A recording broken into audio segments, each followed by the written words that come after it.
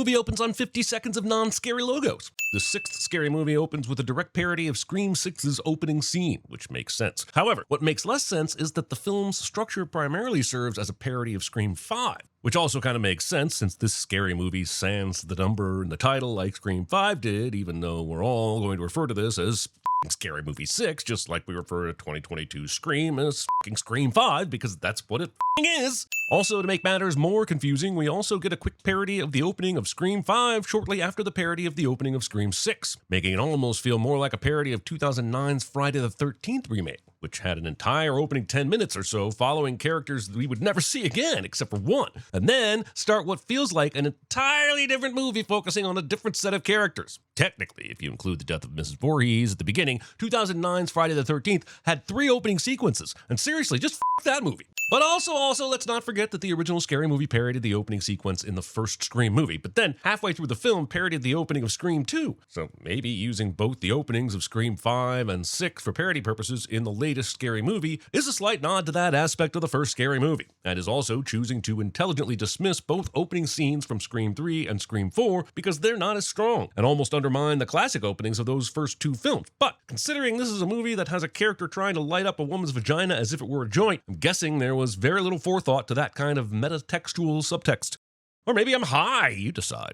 This text exchange feels less like horny foreplay and more like me getting increasingly furious with my Uber Eats driver, who somehow still can't find the Denny's despite the map showing them parked directly in front of it. Even the emojis track. Brown liquor don't make this pie. This statement lacks scientific rigor and feels like the movie thinks that vulgar phrasing alone will automatically pique my interest. I mean, can we at least see the peer-reviewed data? Viva la revolution! Sure, but only if your goal is to immediately pull me out of this scene and straight into a promo for one battle after another. So what are you doing here anyway? What you think I'm doing here? I'm starring in the opening scene. Been there, done that. Do you remember Carmen Electra from Scary Movie? Because Scary Movie clearly does. And while remembering things may count as a victory over dementia, it still doesn't automatically qualify as fun. I thought it'd be easier for the audience if they didn't have to read more texts. I'm glad the movie understands that texting can cause a pacing problem, but this humorous lampshade somehow reframes that problem as me being lazy, and I resent that, no matter how true it is. Cause you know these motherfuckers can't read. I know who goes to see a Wayans Brothers movie. Negging me in your 6th installment. Who are you, my college ex-girlfriend? But surprisingly, you know, them goofy got big so here we are. Goofy would like the record to reflect that he did not ask to be part of this conversation. That said, he has not denied these allegations. Oh, so you're black. Considering Tiana established that she and Richie agreed to go out based on dating app profiles, how did he not already know she was black? Spit them pearls back out. Scary Movie 6 doesn't pearl necklace correctly. Or maybe it does reverse pearl necklace correctly. That is some food for thought. Or is it some pearl necklace for thought? Okay, I'm done now. Hey, that's a great necklace, Liz. Did you have that a second ago? Okay, I swear I'm done now. What's your favorite scary movie? Roll credits. Franchise complete. The sister can survive government cheese. We could survive anything. Parody script introduces elite-level lactose tolerance and then refuses to take that premise to its logical parody conclusion. A rose by any other name would just be Taco Bell and smell exactly as advertised. He's on some Avengers shit. Except this fight scene will be edited at least 90% better than MCU fight scenes. Seriously, Larry? Weird to scold this guy for showing up late on a scooter when that feels like one of the goofiest things a man can do. I'm Tiana Taylor. My abs got abs. Saying this as if it remotely explains a sharp knife not even breaking the skin. Also, are we really going with great abdominal regimen instead of using the dairy resilience you set up earlier? That's fine. If you like sins. Movie tries to retroactively get me to remove a sin for showing us another weird ghost face mask expression after denying us at least 4 they had created in the first Scary Movie, which I rightfully sin that movie for, but movie clearly doesn't know me very well, so here's 10 more sins for even thinking this would work. But you still didn't win that Oscar. Ghostface now participates in the discourse around Academy Award snubs. That's it. That's the whole sin. But I want that Golden Globe, bitch. Escalating this to the exact type of argument I try to avoid on film Twitter was a choice. Good God, now we're kind of also doing a parody of the Scream 4 opening by showing our actual first victim, or almost victim I should say, watching a movie within a movie, or in this case, a parody within a parody. But we're using a discount Scream 5 Jenna Ortega mix with Wednesday Addams, and I don't know if I should sin this scene for not giving us a discount Kristen Bell and Anna Paquin, or at the very least a discount Lucy Hale and Shanae Grimes, or if I should just be pissed you're making me remember the opening of Scream 4 for the second goddamn time in the first 5.5 minutes of this movie. If you've got a pearl necklace here, That means you're the one that gave her the pearl necklace last night! Okay, this time I swear I'm done. That's why I never watched horror movies. Just a bunch of celebrity cameos and fart gags. I would like to congratulate Scary Movie 6. Great, you've pinpointed it. Step 2 is washing it off. I'm more into Judd Apatow films, elevated comedy. I'm less interested in the phrase elevated comedy than I am in its application to Judd Apatow. What is elevated comedy? The kind that doesn't actually make anyone laugh, but makes white people feel smart. This weirdly binary view of comedy acts like the only options are either idiocy or smug self-importance, completely ignoring the fact that CinemaSins regularly sticks the landing on both. Tuesday, don't answer that. Could be Ghostface. Oh, come on, Elle. Stuff like that only happens in the movies. Normally, a character saying that only happens in movies while inside a movie is funny because of the obvious irony. But when you're parodying Scream, which these days increasingly feels like it's parodying itself, you end up so many meta layers deep that a character using movie logic to ground themselves actually seemed more realistic. At this point, she may as well say, I'm in a movie, and that only happens in real life. I wasn't expecting you to answer the door. But why not? And why would she suspect Ghostface was the one on the other side of it? Does Ghostface just assume that people of Woodville have been sitting around for the last 26 years thinking about him and concerned that every time their doorbell rings, he's on the other side? And for the record, his modus operandi has more to do with phones than doorbells, so why is surprised? Hello, Tuesday. This sounds less like a threat and more like Ghostface discovering an unexpected spa appointment on his calendar. This sign is such an absurdly on-the-nose reference that it teases enough comedic potential to make it even more annoying when the movie wastes all of it in the parking lot. Ritalin, Adderall, couple Xanax, and your boner pills. Good luck getting it up now. Parody script introduces cartoonish chemical invincibility and then refuses to take that premise to its logical parody conclusion. Also, introducing performance-enhancing toners and then refusing to fully exploit that premise feels like cowardice. Tuesday's in the hospital. She was stabbed by a killer. Currently, they're just a stabber. Let's not promote them to kill her before they've earned it. Why would Ghostface Killer, aka Pretty Tony, aka Starkey Love, want to stab my sister? God, Sarah, it wasn't Ghostface Killer. It was somebody in a Ghostface mask. I'm not convinced the actual Ghostface killer stabbing your sister isn't the funnier version of this bit. I was thinking about wearing this for Halloween. F***ing why? Okay, I know why, but still, f***ing why? I'm going with you. Not because I'm the obvious killer trying to lure you back to your hometown. I'm just a supportive boyfriend. The joke here is that Jack is doing an absurdly bad job of hiding his suspicious motives. But modern horror has moved beyond the simple obvious boyfriend equals killer binary. A smarter parody would challenge that expectation instead of just replaying it, because suspicious people can also be sincere, manipulative, weird, and emotionally supportive all at once. People, annoyingly, contain multitudes. I survived, all thanks to my lucky penny. Premature destination. I love Regina Hall, and I will always be happy to see her in any movie. But if the movie thinks I won't sin it for bringing her back without any explanation, after killing her off in Scary Movie 3, and then retroactively sinning Scary Movie 4 for bringing her back as well without any explanation, then Scary Movie 6 doesn't f***ing know me! And here's another retroactive sin for the fact that she should have been dead after this in the first Scary Movie. Ah, come on, turn off this ratchet-ass music. It's embarrassing, especially for black women. It's not embarrassing. I'm the cool mom everybody wish they had. I'm lit. There's an interesting conversation somewhere in here about race, generational identity, and self-presentation that seems to be reduced to, ew, mom, cringe. You only made the team because you're black, and those racist assumed you could play. It's 2026. I don't think race is an issue. Oh, hey there, sharp satirical tension about the contradiction that the same people who complain about DEI would absolutely profile a black athlete as naturally talented. Too bad there's also enough ambiguity here to complicate that read. Maybe this football team sucks. Brad earned his spot and race didn't factor into it at all. Only we'll never know, because the script shifts the focus toward Brad's ignorance instead of exploring that much messier absurdity underneath. Do you read Black Twitter? Well, Day, it's 2026, and Twitter no longer exists, black or otherwise. Stop hoe-shaming her, heifer. We are just casually calling our mothers heifers now, and that passes for comedy?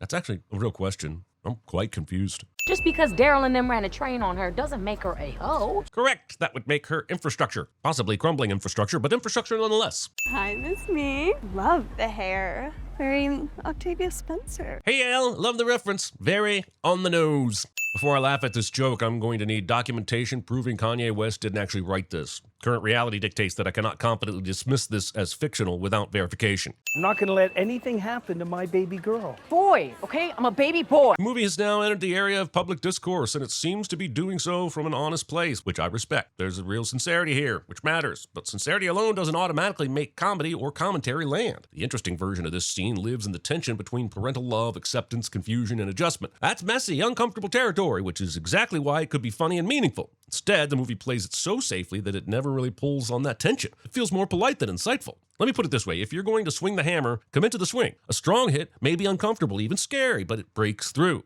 A timid swing just hurts. It accomplishes nothing. Treat me like one of the guys. I can do that. Slap fight.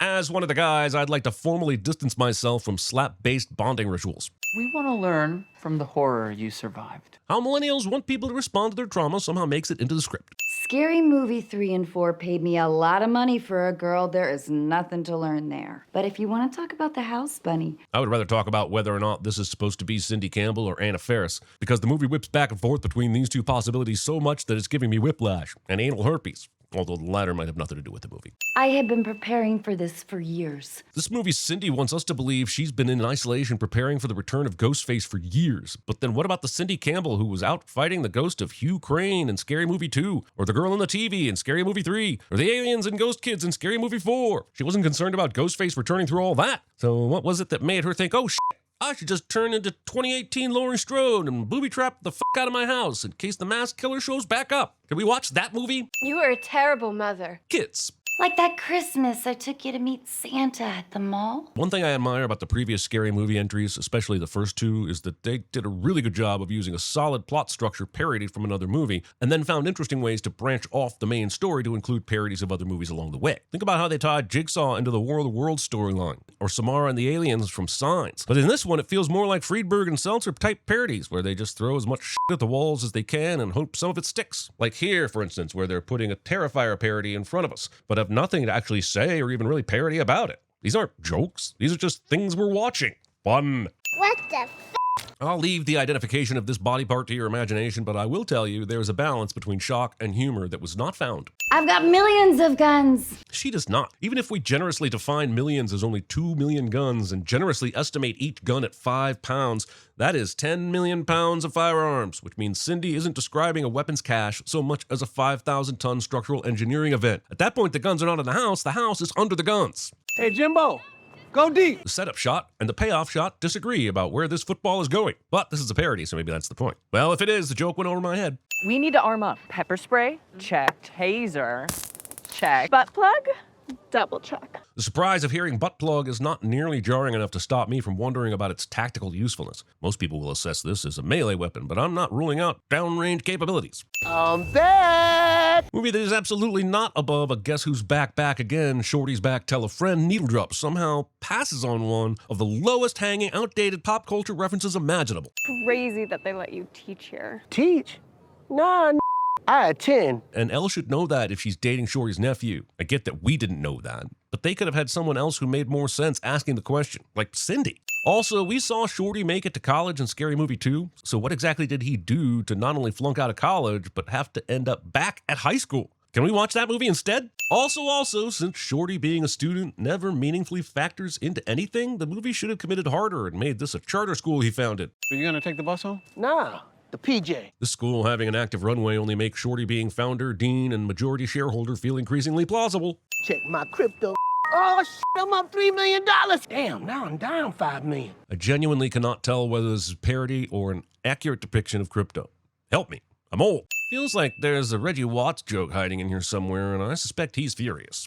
Come with us. Come on us. We need you to come like you never came before. I'm gonna hold your hand and we gonna come together. Coming too early and too often doubles as an accurate review of the movie's comedic pacing. Well, at least there's no way that 2 decades later they won't be using the character of Ray just to make a bunch of problematic gay jokes, like where he's always accidentally sticking his hands in other men's assholes. Oh, my bad. Damn it! I'm not gay no more. Not with that attitude. Oh yeah, you still got a secret. He very much does not. I'm no longer stand butt naked in the mirror with my is tucked between my legs, dancing like the dude from Silence of the Lamb. We really need to stop pretending this particular activity is tied to sexuality and not more loosely correlated with how many films someone has reviewed on Letterboxd. This bit loses credibility once his technique starts suggesting a surprising lack of practical experience.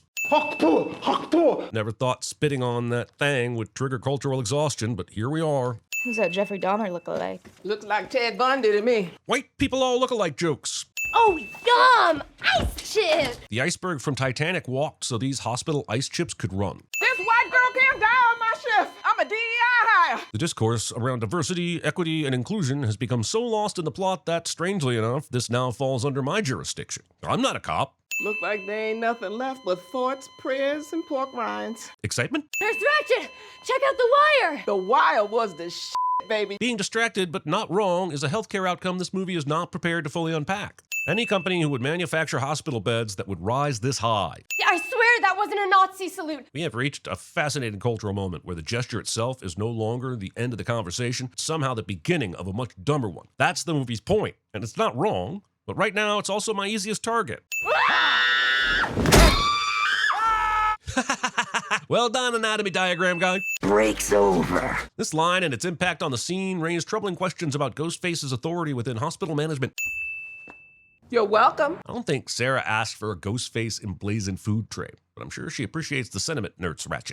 No mask, no glove, no love, no excitement. But also, I can't figure out if pandemic jokes in 2026 are too late or too soon, so I'll just be safe and sin for both. Give me one good reason why I should talk to you. I'm white. The problem with this joke is how much truth it smuggles in race relations. How white? Candace Owens white. Sherwin-Williams is making some deeply troubling paint swatches. I think you should leave. I don't want to get stabbed. Just so we're clear, Doofy was only pretending to be mentally challenged in the first Scary Movie and was in fact the main Ghostface killer. So why is Doofy? Also, we have still never found out why Doofy went poopy when he wasn't actually mentally handicapped, and god damn it, I still want to know. I got tested for COVID. These swabs have now passed through them and are mostly collecting air samples. I would not trust the results of this COVID test. When did the work week become the woke week? When was it the other way around? I mean, widespread workplace unconsciousness feels like something the economy should have noticed sooner. Rule number one of surviving a horror movie is never trust the love interest. Rule number one, Doofy is ignoring the fact that there are several different subgenres of horror films to which this rule wouldn't even apply. This isn't even a major rule for all slasher film, but only for those where the killer's identity is a mystery. For instance, this rule wouldn't even be in the top 100 if we were in a Friday the 13th or Halloween film, but maybe with the one exception being Friday the 13th, A New Beginning. But unless you're dating a paramedic named Roy with a secret love child stowed away at a house for disgruntled youth, you're probably okay. What am I going to do with all this canned meat? Have you tried beating it? I mean, of course this guy has. Why is question? Advertising the town as the birthplace of a killer whom we literally just saw living in a trailer on the outskirts of said town. In terms of reintroducing this character, this should have been the moment. Not whatever that trailer scene was. Also, Doofy somehow got to Brenda's house right as Sarah and Jack were pulling in, even though he told them he wasn't helping when they left his abode. And they were driving a regular automobile while he was on a fucking discount Hot Wheels bike. Also, discount Hot Wheels vehicles large enough for grown adults to drive. Not saying they shouldn't exist, I'm saying I'm pissed off I don't have one. Or can we start talking about this plot? Nice of the movie to start discussing the plot halfway through instead of during pre-production. I can't believe you thought I was dead. Between cancer from the weed smoke, your love of the McRib, and racist cops, I didn't think you had a chance. That's McRibist. But also, why didn't Cindy just say she thought he was dead because of the fucking memorial of him they have in Brenda's house? He's intellectually disabled. Reboots are allowed to reinterpret characters, obviously, but this movie is oddly selective in what it carries over from original Doofy. It wants the audience to recognize the voice, behavior, and iconography, while quietly sidestepping one of the most defining parts of the character. Maybe redundant to sin this twice, but the disability was performative misdirection. At that point, you're not really revisiting the character so much as strip mining nostalgia. You look the same. Mine is the crow's feet, and your hair is so dry. Oh, and your titties drop. Character in a scary movie film makes fun of Anna Faris's cliche. What have you been up to? Oh, you know, neglecting my children so I can prepare to kill Ghostface should he ever return. Once again, Cindy and Brenda choosing to completely overlook the fact that they took down Hugh Crane and his haunted house, aliens, Samara from The Ring, ghost children, and more aliens between the first Ghostface murders and now. Should we hug? Oh, I really want to, but I'm a Republican now, so I'm supposed to be racist. Girl, I think all white people are racist anyway. This is an aggressively simplified understanding of modern political identity, but there's enough truth in there for the joke to stick the landing, and that one's on us. So I'm sinning this mostly to demonstrate how power works. What you know about cool? When I was your age, I was popping bottles with Puffy, Puff Daddy, P. Diddy, Diddy, all the Sean. That didn't age well. The Sean Combs reference already lands because modern audiences know exactly what baggage comes with his many names. That joke works on implication alone, but the movie can't resist lubing up the fourth wall and sliding right through it. Your mama was the freak in the freak-off. Uncles who think their nieces and nephews want to know how freaky their mother was back in the day. Also, beating a lubed horse. The gun ain't even loaded. Character says the gun isn't loaded when in reality it's loaded and they accidentally fire off a shot cliche. I want to remove a sin for Brenda having the foresight to have a hole already dug for the next random white teen she accidentally murdered, but I think I've met my sin removal quota, so I'll add 5 sins instead.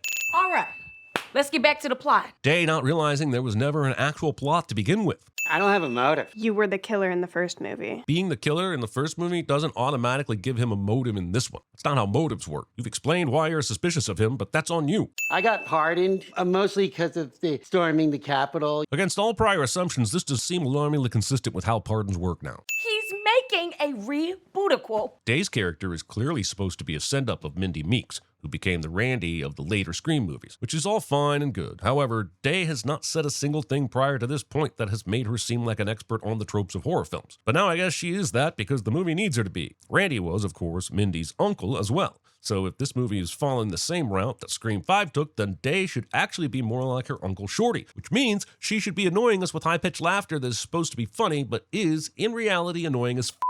I think he attacked Tuesday to get you back here so he could get me back here. He wants to kill the OGs. This premise works as a joke about legacy sequels, but starts falling apart once the movie asks us to accept it as genuine plot logic. And yes, I'll acknowledge that much of the blame here belongs to the Scream franchise. But Scary Movie chose to join the death spiral, so my hands are tied. Oh, this and you, mother! I know I said I'd met my sin removal quota, but I have to remove at least one sin for Olivia Rose Keegan. Absolutely nailing the Anna Farisness playing the daughter of Cindy Campbell. And call me Mom or Mommy or whatever's more comfortable. Thinking people can still hear you after they have left the house and shut the door. I was beginning to worry this movie had forgotten the timeless charm of the pic Polaroid. Hello, Sheriff. First, I thought I'd send the fact that the idea that Greg, the asshole douche from the first Scary Movie, would ever be able to become sheriff, but now I'm sending the fact that in today's world, it is way too plausible that an asshole like this would be able to hold office. What's your favorite Scary Movie? I'm gonna go with Saltburn. I mean, the member on that English guy was terrifying. Since Greg did die in the first Scary Movie, I have to say, Resurrection feels wasted on a character whose sole purpose here is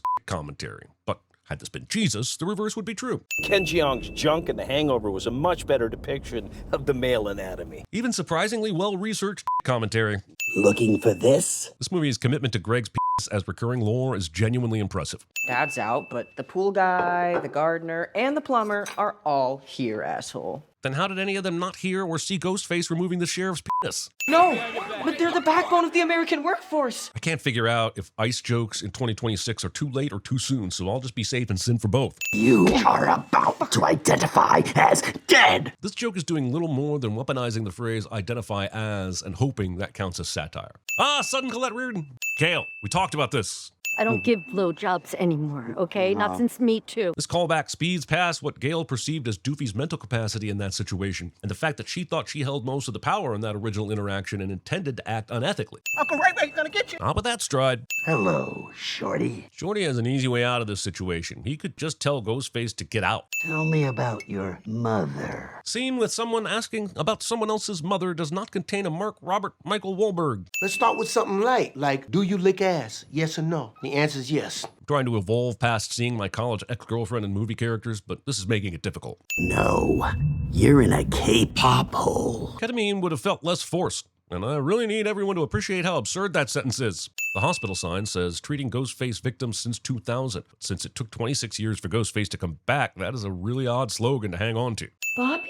Random Bobby appearance is random. Also bringing back almost everyone from the first movie, including characters who were killed, but not including Shannon Elizabeth. She's gonna die. Our daughter, Sarah? Wait, Sarah is also Bobby's daughter? And where the f*** was she in Scary Movie 2 through 4? Also, Cindy had a f***ing son in parts 3 and 4. Where did that asshole go? How did they make this timeline more confusing than the Halloween franchise? If you could convince me that that was on purpose, I might even remove a sin, but I know it's not, so f*** off. Bobby's shroom-induced manifested head survives this.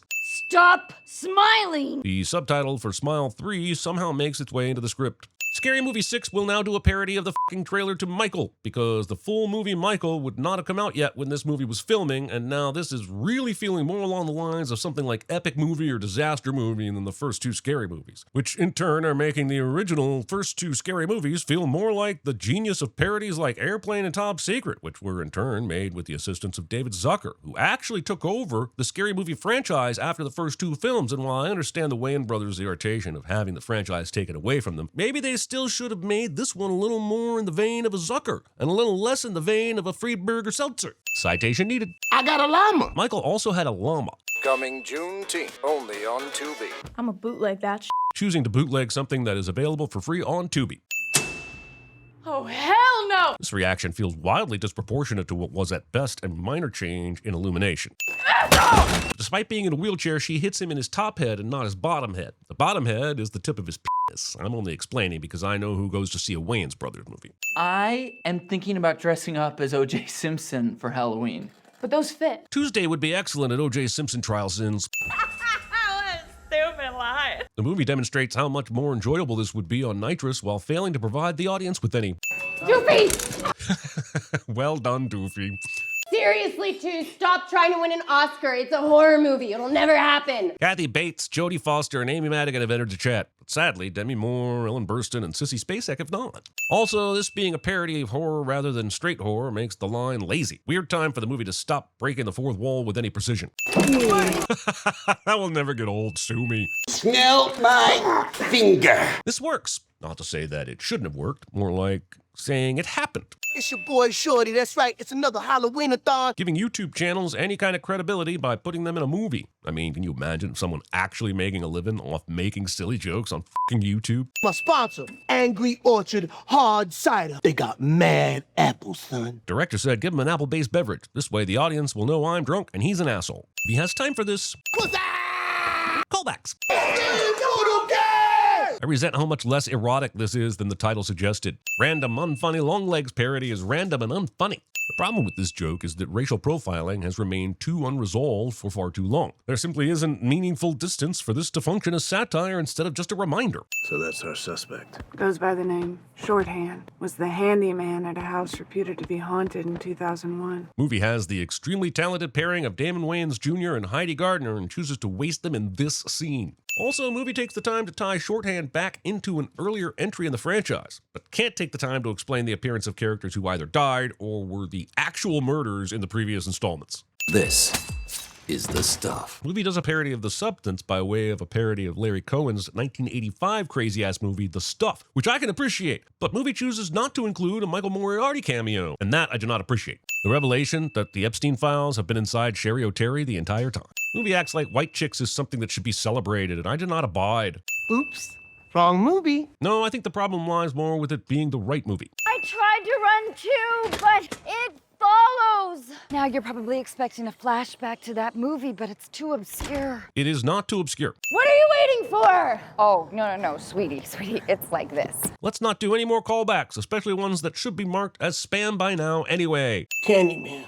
Now we're just forcing horror movies into this thing, and by now, I mean they've been doing it the entire time. I got weed gummies. Most places have stores where you buy these now, and they have only spent minimal time in trench coat. Jake Gyllenhaal from Brokeback Mountain. He had sleeves. Your cosplay does not hold up. Hey, Brenda, have you seen my big old bag of candy? The fact that he pops up without a word about the hook he took to the hand. As I watch this very unfunny weapons parody, I feel like they should have just stuck with the hot dog and carrots reference from earlier. Movie expects me to believe there's a subway train to Woodsville, and based on the infrastructure of that town, I do not believe you, movie. Also, not including Twilight, 50 Shades of Grey, A Court of Thorns and Roses, and the Throne of Glass series in your Books I'd Like banned list, including The Mask from Heart Eyes in your Killer's Row of horror movie villains. I mean, I like Heart Eyes, but that motherfucker hasn't put in as much time as these others, and maybe that's true with Megan as well, but she's got the dance moves at least. The movie has the person in the Megan costume dance similarly to how Megan did in the Megan movie, but it doesn't actually add anything new to it. They just make the dances a little different, and I guess we're supposed to laugh.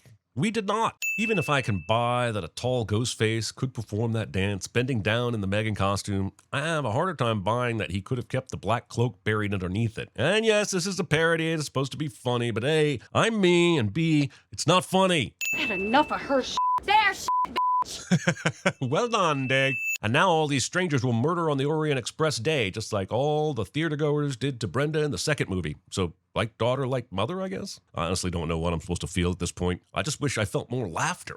Or any laughter, really. I blame the manosphere. But what if you don't believe that it's round? You talking about eating It's like rolling a blunt. It is not. All you gotta do, nephew, is hit that shit. He's going to light her vagina on fire, isn't he?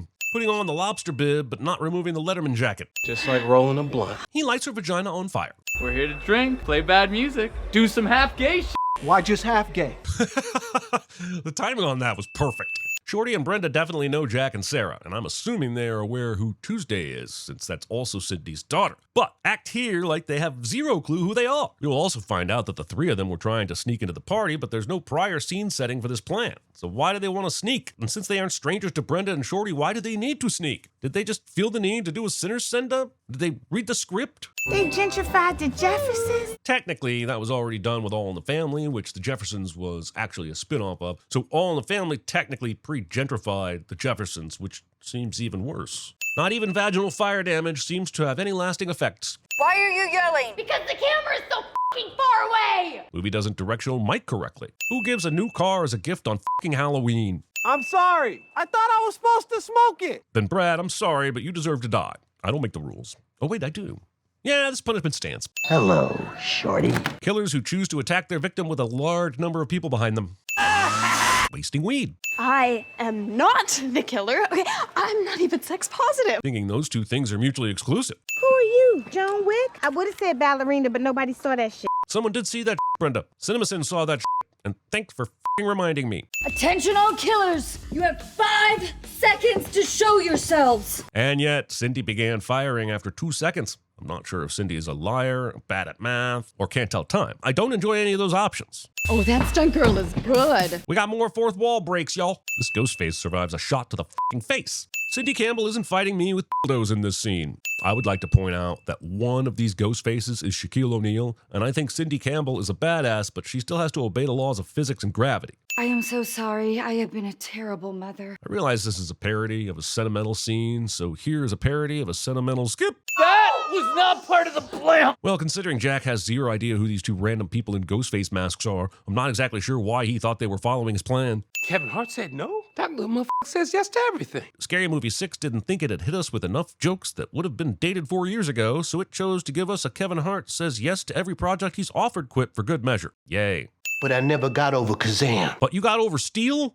Sandy, you know how many Wayanses there are? So there are now Sean and Marlon Wayans, but she's not Anna Faris, she's Cindy, even though a second ago they talked to her as if she were the actress Anna Faris, choosing to do Scary Movie sequels without them. It's less confusing and more annoying, but none of it is funny. But also, to be fair, this is a pretty clever motive for the killers, and honestly, a way better motive than the one in Scream 7. I'm not removing a sin for it, because you killed Shaq, you assholes. But I'm impressed all the same. This just ain't how fire works or how clothes burn.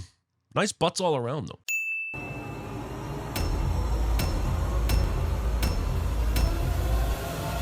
The source is a communist.